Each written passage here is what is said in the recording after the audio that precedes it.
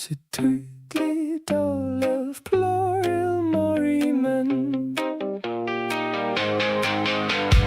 Put them all together, pile them up, every human misery, sharp grief, keen pain.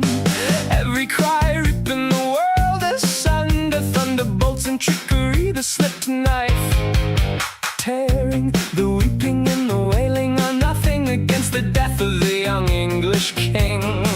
His fame is behind him, his youth broken. Now let the world with sorrow darken. They mourn him who are left without him, his courtly army, his clever juggler, his troubadour, death the resourceful, death the unflinching, has carried from earth the young English king. From here to the moon the field can stretch before we sow our crop of loss.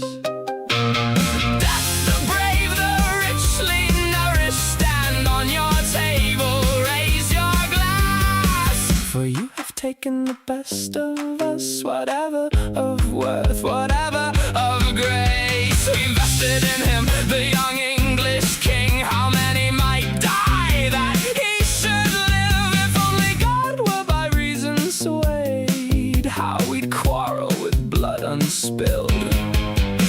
From this poor world love flies away. What seems like joy is the cruelest deceit. Nothing blossoms that doesn't fade.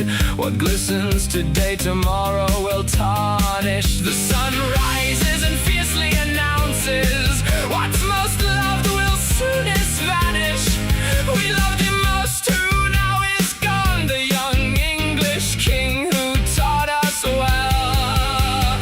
You who for our distress made this grim world your dwelling place, and for our salvation accepted death. We ask for mercy, we ask your pardon for the young English king, that he may with good companions walk in sun-pierced meadows and lie untroubled where grief never entered nor sorrow took hold.